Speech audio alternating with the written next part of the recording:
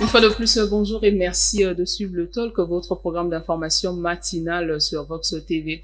Les docteurs Jean-Claude Akiana, biologiste et enseignant-chercheur à l'université Marien Ngouabi, et le docteur Jean-Claude Emeka, président de la commission communication de la riposte, nous ont rejoint sur ce plateau pour la discussion avec eux. On va parler de cette campagne de vaccination qui a commencé. Bonjour, docteur Jean Akiana.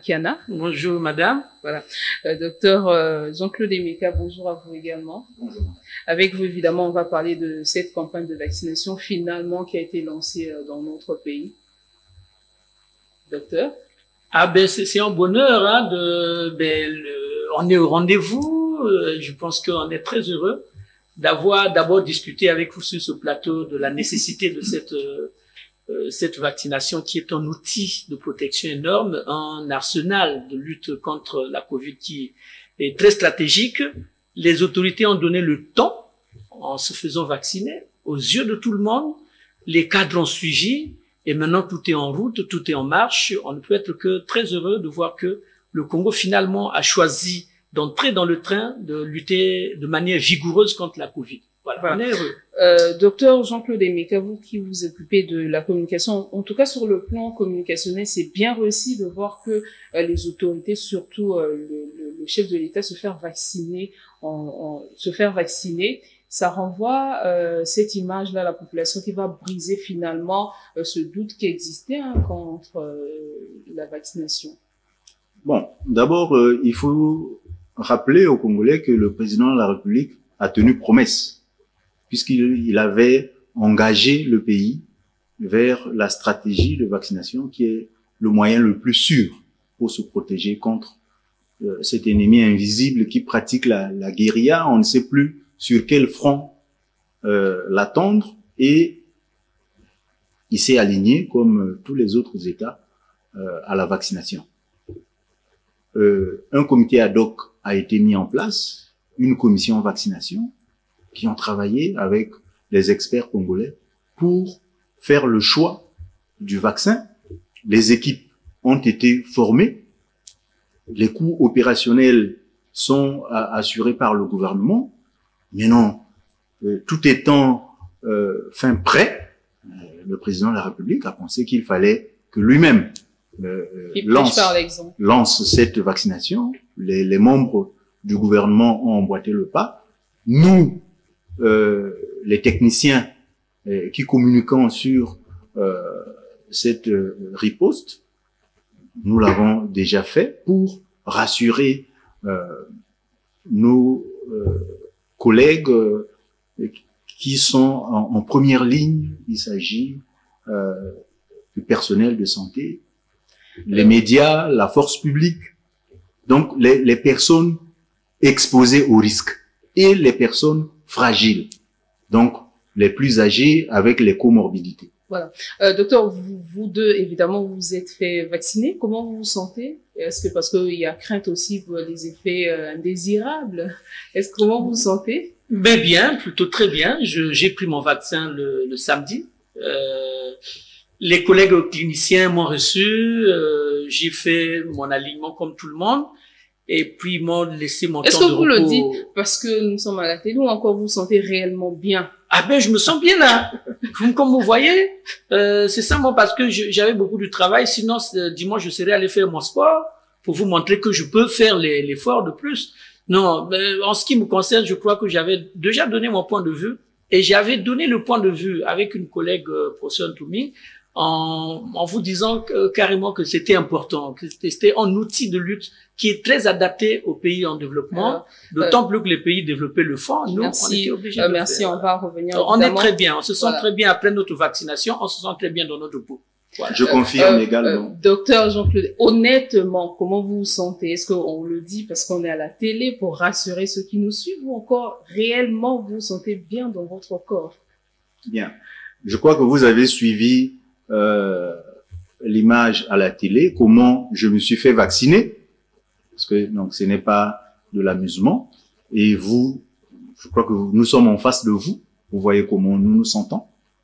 On s'exprime. Jusque-là, personne de nous, et nous n'avons même pas recueilli auprès de ceux qui se sont fait vacciner quelques plaintes des manifestations induites par la vaccination. Donc, la vaccination, comme tous les autres, le vaccin, comme tous les autres médicaments, comporte des effets indésirables, hein, mais qui sont passagers. Mais jusque-là, en tout cas, jusque-là, nous sommes à plus de 999 personnes vaccinées déjà. Ce matin, nous avons fait le point. Il y a une commission qui s'occupe de la surveillance des manifestations adverses, hein, produites par l'immunisation. Donc, et ce groupe-là n'a pas remonté au niveau du comité technique des manifestations majeures. Merci, Dr Jean-Claude Emeka. On va évidemment revenir avec vous tout au long de cette émission parce que l'émission d'aujourd'hui a avant tout un caractère pédagogique concernant cette campagne de vaccination qui a été lancée. Mais avant qu'on parle de la vaccination lancée au Congo, on va parler de ce variant qu'on a découvert aussi à travers le monde. Hein. Ça fait presque une année que le monde lutte contre cette pandémie mortelle avec des milliers de morts à travers le monde et les variants sud-africains, brésiliens et sud-africains ont fait leur apparition. On suit ce reportage réalisé par nos confrères de CNews. Moins connu, le variant sud-africain de la Covid-19 est dans le viseur des chercheurs. Tout comme son cousin britannique, il est plus contagieux que la souche d'origine, mais des interrogations subsistent concernant sa dangerosité. On suspecte, sans certitude pour l'instant, qu'elle puisse être aussi plus grave dans les cas, voire qu'elle puisse être grave y compris chez des populations pour lequel, pour l'instant, on considérait que l'absence de facteurs de risque faisait qu'habituellement, il ne faisait pas de cas graves. Donc, elle pourrait non seulement être plus rapide, mais peut-être être plus lourde, plus grave en conséquence, ce qui n'est pas encore complètement avéré pour l'instant. L'Afrique du Sud fait face à une croissance exponentielle de l'épidémie avec près de 20 000 nouveaux cas par jour. Cette nouvelle souche concerne 90% des personnes testées.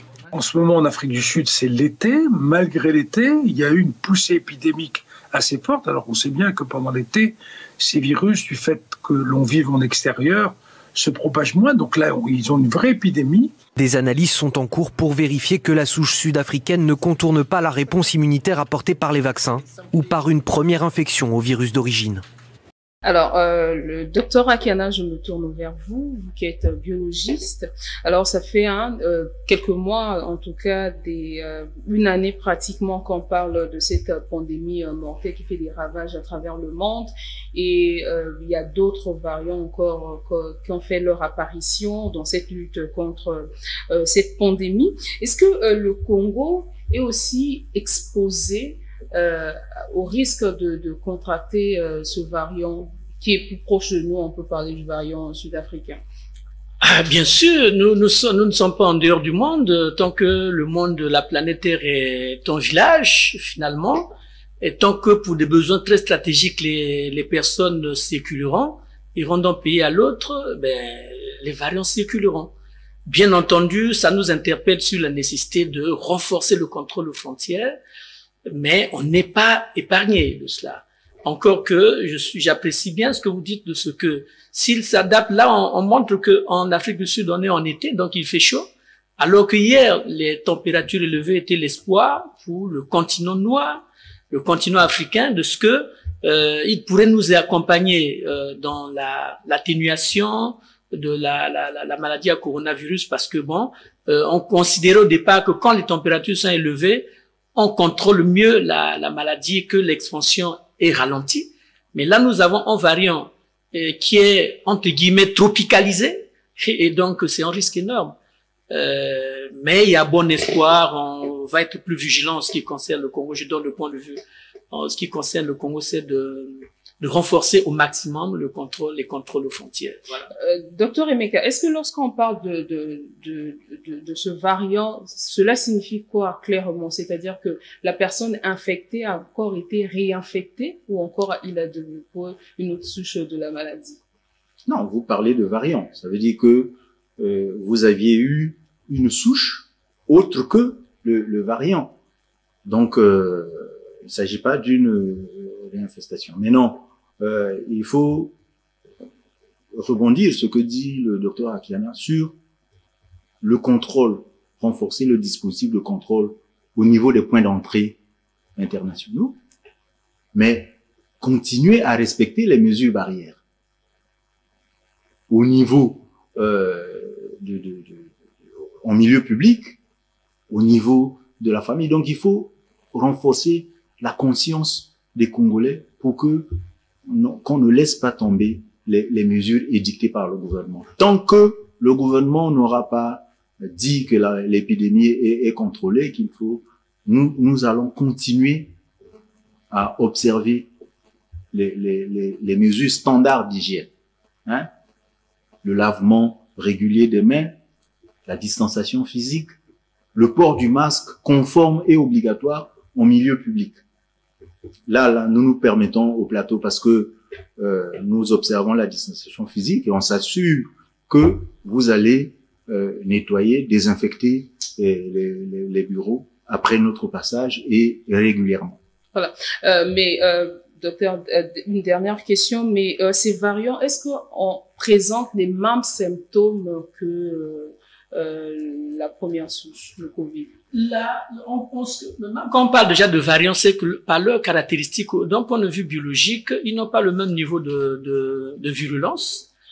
Ce qu'il faut pour le grand public à retenir, c'est que on parle d'un seul microbe. Et quand vous prenez un seul microbe, et comme il y a des différences au niveau génétique, donc selon qu'on a telle base azotée qui manque, tel élément qui manque, on est en variant différent des autres. Donc comme une famille qui a beaucoup d'enfants. Mais là, nous sommes dans une même espèce. On est devant un seul microbe qui, de par ses différences génétiques, va nous donner plusieurs types de populations à l'intérieur. Et j'ajoute également quelque chose à ce qu'a dit le docteur Emeka, c'est que il ne suffit pas de contrôler que les frontières, parce que si par malheur le nouveau variant rentre dans le pays, la meilleure façon pour arrêter sa progression, c'est de continuer à observer les mesures barrières. Se laver les mains, se laver les mains, se laver les mains. Et vous et nous qui sommes au niveau de la communication, qui avons l'obligation de donner l'information aux populations, on doit marteler sur ça tant que l'épidémie n'est pas déclarée, contrôlée, maîtrisée. Et l'autre information, c'est que les variants souvent apparaissent dans le cas de certaines maladies qu'on connaît bien sous la pression des médicaments. Voilà, il y a des facteurs de l'environnement qui font que parfois, à partir d'un seul microbe, eh ben, il y a plusieurs populations qui apparaissent. Voilà, docteur Emeka. Voilà. Oui, et puis lorsque vous parlez de la symptomatologie, donc les signes, même lorsque nous ne parlions pas encore du variant, vous avez vu que les signes ont évolué. Après, on a ajouté la perte de l'odorat, la perte du goût, la diarrhée. Donc, les signes peuvent évoluer selon l'individu. Donc, ce qu'il faut faire dès que vous constatez l'apparition des signes quelconques, mais il faut se prêter au dépistage, pour que la prise en charge soit précoce, et c'est ça qui sauve. Voilà, alors merci à vous deux, chers docteurs. On va maintenant parler de cette campagne de vaccination qui a été lancée au Congo. Un échantillon donc d'une catégorie socio-professionnelle a été choisi pour cette campagne de vaccination. Pour prêcher par l'exemple, les autorités politiques, dont le chef de l'État, se sont fait vacciner. On suit ce reportage. Pour prémunir la population contre la pandémie à coronavirus, le Congo a lancé sa campagne de vaccination. Les membres du gouvernement ont prêché par l'exemple. Il en est de même du président de la République. Nous avons assisté avec vous à la vaccination du premier citoyen de la République, le président de la République, chef de l'État, qui s'est fait vacciner aujourd'hui. Nous sommes également venus ici où nous avons assisté à la vaccination du premier des ministres, donc le premier ministre, chef du gouvernement, et plusieurs membres du gouvernement viennent de se faire vacciner ici, à la clinique de la garde républicaine. Donc, cela prouve qu'il y a plusieurs centres qui ont été ouverts. Nous avons commencé à monter en puissance. Nous avons commencé les simulations il y a deux jours. et au fur et à mesure, nous montons en puissance. 6 centres de vaccination sont déjà ouverts à Brazzaville. Après la capitale congolaise, le tour reviendra à Pointe-Noire de lancer la vaccination contre la Covid-19, suivi d'autres départements. Sinopharm et Sputnik V sont les 2 vaccins retenus pour l'instant par le Congo. Aujourd'hui, nous sommes le 25. Il y a 6 centres de vaccination qui sont ouverts déjà dans la ville de Brazzaville. Vous avez ici, à la garde républicaine où nous sommes, vous avez également Blanche Gomez, vous avez Marien Ngouabi, vous avez Nkombo, vous avez dans Nkombo Matari, le CSI, pour ne pas confondre avec l'hôpital général. Vous avez le site de la sécurité civile qui a également été ouvert aujourd'hui. Et demain, il y en aura 2 autres. À ce jour, plus de 400 personnes ont été vaccinées selon la ministre de la Santé.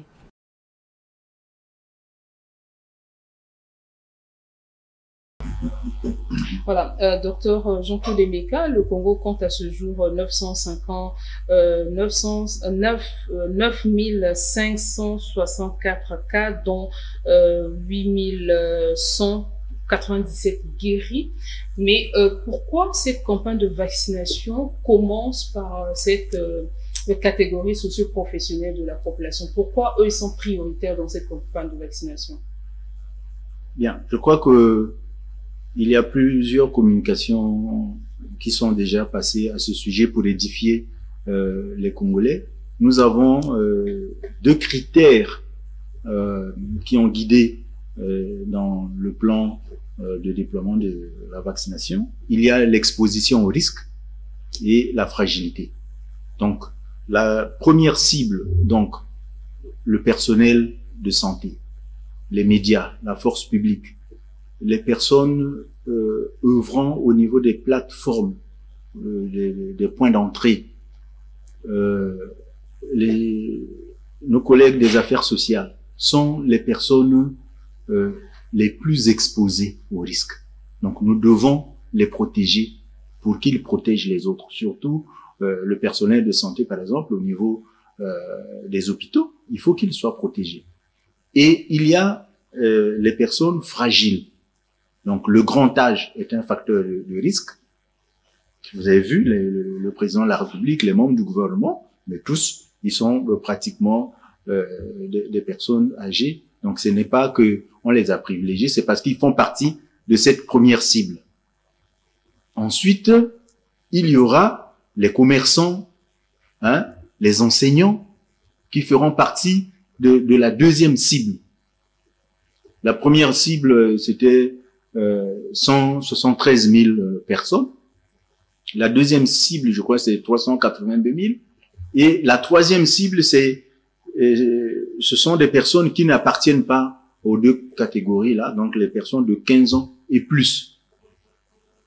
Voilà. Donc, on n'a pas privilégié, mais c'est par rapport à l'exposition au risque que nous avons pensé qu'il fallait d'abord protéger ceux-là et progressivement aller vers les autres cibles. Maintenant, dès lors que le pays va avoir la possibilité d'acquérir les doses suffisantes, mais en ce moment, on va ouvrir tous même les centres fixes de vaccination. Et docteur Emeka, à ce jour, il y a 2 vaccins, le vaccin chinois et le vaccin Sinopharm et le vaccin russe.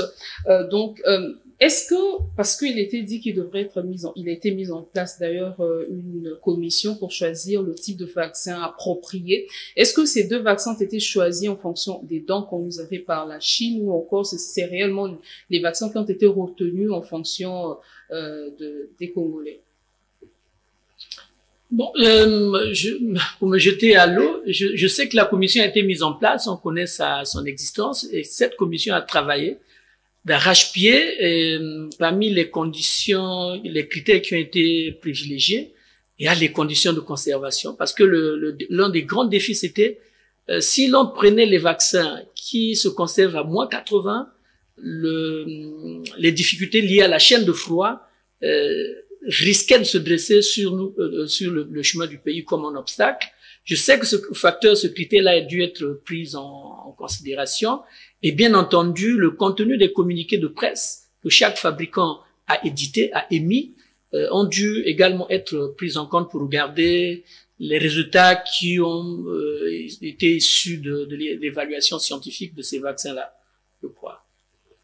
Oui, donc, comme il a dit, hein, pour répondre à votre question, le choix a été fait en amont. Donc, nous n'avons pas attendu de recevoir le vaccin pour choisir. Non, les experts, les Congolais, ont analysé les aspects du coût, de conservation, surtout de conservation. Est-ce que notre logistique nous permettait de recevoir quel type de vaccin, le conserver et maintenir sa qualité jusqu'à la vaccination. Voilà pourquoi nous avons choisi le vaccin Sinopharm de nos amis chinois et le vaccin Sputnik V de la Russie. Nous avons reçu 141 000 doses de vaccin Sinopharm en don et nous avons contribué pour faire parvenir ce vaccin. L'État congolais a décaissé près de 300 millions pour que le vaccin chinois arrive ici. Et le vaccin Sputnik V, c'est une acquisition de la République du Congo. Pour l'instant, nous avons reçu 15 000 doses. Nous attendons, dans la semaine, certainement, on va recevoir tout le million de doses, ce qui permettra d'étendre le nombre de vaccinés. Mais, docteur, est-ce que quelqu'un qui s'est fait vacciner peut arrêter de respecter les mesures barrières ou encore il doit continuer de respecter les mesures barrières? Ah ben non, ça c'est vraiment, ce serait le suicide. Non, ne fais pas comme ça. Celui qui a été vacciné doit continuer à respecter les mesures barrières.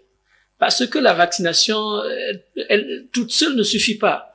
Vous voyez quand même les fabricants déjà ont été honnêtes avec les habitants de la Terre en disant que mon vaccin protège à 94%. Ça veut dire qu'il y a 6% des gens qui, pour des raisons X, Y, pour des raisons quelconques, pourraient continuer à être exposés et continuer à attraper le virus et à faire la maladie. Parce que le vaccin, bon, il ne stérilise pas tout le monde à 100%. Pour l'instant, on n'a pas un vaccin qui a prouvé l'efficacité à 100%. Et tant que nous sommes dans des proportions où même les fabricants vous disent il peut protéger à 94%, donc il faut qu'on ait à utiliser les gestes barrières pour protéger les 6% qui, pour des raisons XY, peuvent continuer à attraper la maladie et la transmettre aux autres. Moi, je prends qu'à 6 mois mon vaccin m'a réellement protégé, que j'arrête de faire les mesures barrières. Ben, j'attrape le micro, mais je peux aller le transmettre à d'autres. Il y a encore un risque de contamination. La population va finalement se poser la question à quand un retour à la vie normale, à quand l'arrêt des mesures barrières, notamment arrêter de porter les masques? Bien. Cela va dépendre de beaucoup de circonstances. Il faut d'abord revenir pour dire que on se vaccine pour minimiser les formes graves de la maladie et éviter peut-être les décès. Donc, il faut que les gens, ceux qui sont vaccinés, ils évitent de développer les formes graves de la maladie.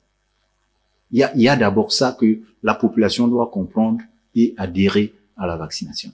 Il n'est pas dit que lorsque vous êtes vacciné, vous n'allez plus. Là, on a dit que ça ne protège pas à 100%. Maintenant, les mesures barrières, il y a des mesures standards que le Covid est venu exhumer. Se laver régulièrement les mains. Est-ce qu'on doit arrêter? Au contraire. Depuis que nous avons commencé à nous laver régulièrement les mains, il y a moins de maladies hydriques et tout. C'est très bien. Le port du masque, vous avez constaté que pendant toute cette année, il y a eu moins de cas de grippe, de maladies respiratoires à cause du masque qui a protégé. Donc, il y aura toujours des circonstances qui feront que le masque devra nous protéger. Donc, si je vais dans un milieu public, ou bien si je constate qu'il y a de la poussière, ou bien ne serait-ce que ça, je peux mettre mon masque, il va me protéger. Vous savez, l'utilisation du masque est entrée dans les traditions japonaises. c'est un pays champion dans l'utilisation des masques. Et quand vous regardez c'est nouveau, mais ça a toujours été utilisé dans certains milieux spécifiques. Vous ne verrez pas un chirurgien aller dans une salle opératoire sans porter de masque. Et comme a dit le docteur, ça a un effet d'entraînement extraordinaire et qui a un impact, j'ai dit, positif sur les autres maladies respiratoires. C'est tant mieux pour nous. Ouais. À partir d'un seul outil, un dispositif de santé, on arrive à régler par voie de conséquence beaucoup de problèmes.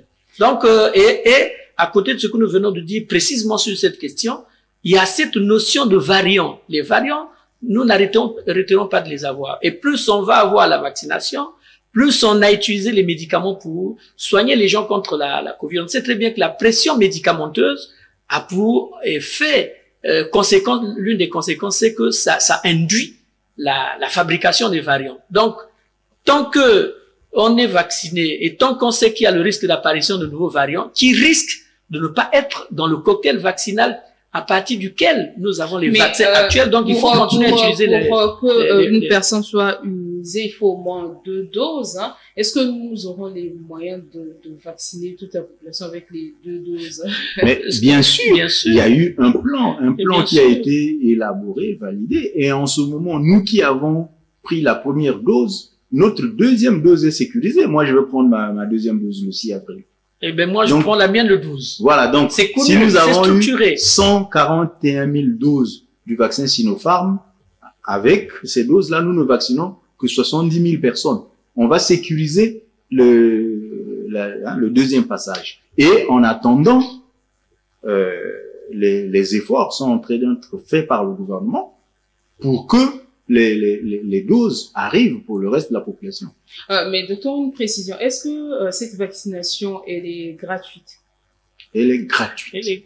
Mais alors, quand le docteur dit elle est gratuite, il y a quelque part quelqu'un qui paye. C'est cet État responsable, c'est ce pays qui a le devoir sacré de protéger les populations, qui achète, qui paie en amont. Ouais. Et quand le pays paie en amont, il y a la solidarité internationale dont on parle qui nous envoie en don. Et quand vous remontez le don, quelque part, c'est ce pays ami qui a payé pour nous. C'est cette institution partenaire qui paie pour nous. Donc, tout compte fait, c'est l'utilisateur final qui est le Congolais, qui est la Congolaise, qui ne sort pas l'argent de sa poche.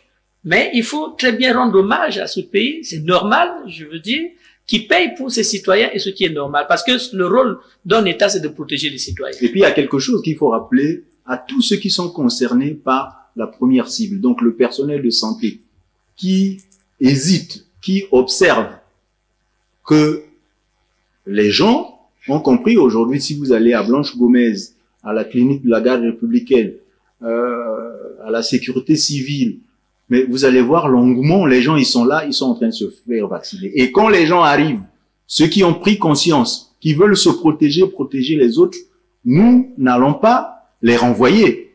Nous allons les vacciner. Alors, donc, ceux qui étaient concernés par la première cible... Malgré qu'ils ne soient pas dans cette première cible-là, ils peuvent quand même se faire vacciner. Mais si les gens arrivent, nous n'allons pas les renvoyer.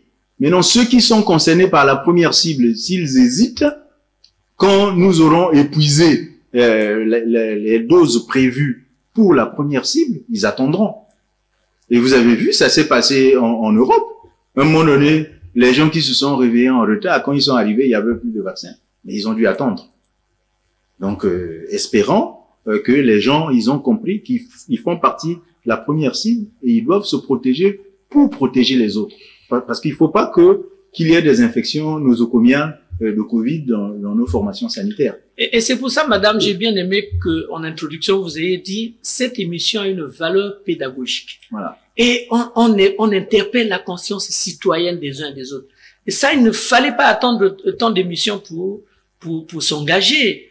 Il avait été dit déjà aux Congolais, surtout les gens dans les cibles dont on vient de parler, et de manière citoyenne, parce que la vaccination est quelque chose d'extraordinaire. C'est-à-dire que vous vous protégez, mais vous protégez les autres. Donc les gens n'ont pas hésité. La réticence de cette catégorie cible, c'était de voir d'abord les réactions, les effets secondaires peut-être. Mais les scientifiques se rassurer. Les scientifiques, les enfants de lumière, de par le monde, avaient déjà prévenu qu'on a regardé le pour et le contre, qu'on a regardé de fond en comble et que le risque d'effets secondaires était gérable, que c'était à minimiser. Et aujourd'hui, on est devant la réalité.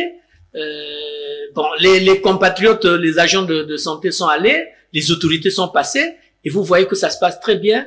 Et je voudrais également là souligner le fait de la qualité de l'organisation sur les sites. Je suis allé au site de Blanche Gomez où étaient invités les agents de santé.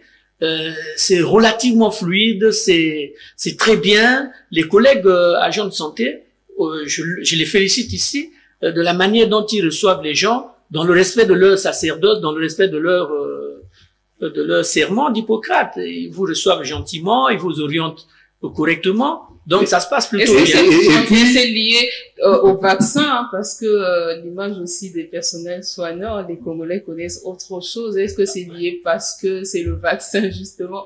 Alors, docteur, rapidement, pourquoi les femmes enceintes ne sont-elles pas prioritaires dans cette première phase de vaccination? Pourquoi? Alors qu'on peut les considérer aussi comme personnes vulnérables.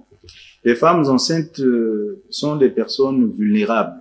Mais aujourd'hui, plusieurs pays, par précaution, ont voulu écarter cette cible parce que on n'a pas assez de recul sur ce que le vaccin peut avoir comme impact sur le fœtus. Mais dans un premier temps, nous n'allons pas retenir les femmes enceintes dans cette première vague de vaccination, mais nous verrons par la suite ce que cela va produire par le monde et on s'alignera. Si les attitudes à travers le monde changent ou encore on prend en compte les femmes enceintes, nous automatiquement au Congo on fait de même. Mais ben nous sommes le monde, hein. Le Congo c'est le monde. Et nous observons. Mais vous les scientifiques congolais, qu'est-ce que vous dites justement? On dit la même chose. La science est la même, elle est universelle. On observe, on se documente, on regarde, on observe ce qui se passe ailleurs et ce qui se passe ici, parce qu'ici aussi on fait de la science. Et puis voilà. il faut dire, tout à l'heure il a parlé de ce qui se passe au niveau des sites. Quand vous arrivez, vous faites enregistrer, vous choisissez librement le type de vaccin que vous voulez, Sinopharm ou Sputnik, ils sont tous efficaces pour nous. Vous vous faites vacciner et on vous observe pendant 30 minutes. 15 à 30 minutes. Mais est-ce que là, jusqu'ici, vous avez eu des cas, des plaintes où quelqu'un a eu le vaccin, après il y a eu jusque-là, non. Mais les plaintes, c'est nous qui devrons les émettre puisque nous avons été des candidats. Mais moi, en ce qui me concerne, oui, mais ça ne veut rien dire. Ça ne veut rien dire. Sur le circuit, je peux vous avouer, je n'ai rencontré aucun collègue médecin que je connais. Je sais que le collègue qui me reçoit est médecin. J'ai pas rencontré quelqu'un qui aurait été mon étudiant en médecine pour que je dise, bon, moi j'ai été bien reçu parce qu'il se souvient que j'ai été son enseignant. Mais j'ai été reçu comme tout le monde, comme le citoyen ordinaire. Et puis, il n'y a pas que le personnel de santé qui est passé, hein. Il y a aussi les autres, certains de la force publique, des autres administrations qui sont passés. Moi, j'ai eu le coup de fil des banquiers qui sont passés, certains diplomates. Il faut dire que nous bénéficions également de l'assistance des partenaires. C'est pas pour faire de la pub, mais Plasco, Omayo et Rajek qui ont apporté, Plasco a donné 1800 packs d'eau que nous mettons à la disposition des vaccinateurs au niveau des sites pour essayer de réhydrater ceux qui sont vaccinés. Et Rajek nous a donné 1050 packs d'eau que nous mettons également alors, docteur, est-ce que sur le terrain, vous faites quand même ce suivi-là de veiller à la gratuité de ce vaccin? Parce que nous sommes quand même au Congo. Nous, les candidats, c'est pour ça que je vous dis, à la limite, à un moment donné, interrogez-nous comme les candidats qui étaient sur le site. Là, je réponds en tant que docteur. Vous êtes avant tout docteur. Oui, mais là, précisément, pour répondre à cette question, non, répondez en tant que médecin, en tant que docteur. Mais parce que l'appréciation que les gens en auront biais. Mais là, je réponds en tant que citoyen congolais, parce que je vous avoue, quand je suis allé là-bas, je n'avais pas porté de blouse pour qu'on m'identifie comme un docteur. J'ai porté un boubou civil où je suis allé, j'ai été très bien reçu et je puis avouer, le dispositif tel qu'il est mis en place, sincèrement, je peux mettre mes doigts au feu. Je crois fermement en ce pays. Je crois fermement au cadre de ce pays. Le risque qu'on demande un petit sou, il est, en tout cas, à zéro. Ça, c'est clair. Il n'y aura pas de risque. Et puis, il faut lui dire que mais ne mettez pas votre main au feu. Hein. Je vais mettre ma main au feu parce que il faut lui dire que nous avons... Mais est-ce que ce suivi est fait quand même pour veiller à la gratuité tout à fait, tout à fait. Nous avons 3 chaînes sites de conservation. Ici, à la direction centrale du programme élargi de vaccination, c'est là-bas où se trouve la grande chaîne de froid. Nous avons une succursale à Pointe-Noire et à Ouando. Hier, donc, le directeur du PEV est allé évaluer et déposer les doses de vaccins pour la zone nord. Donc, les vaccins sortent de manière contrôlée, sécurisée pour les sites de vaccination. Et après, il y a un point qui est fait.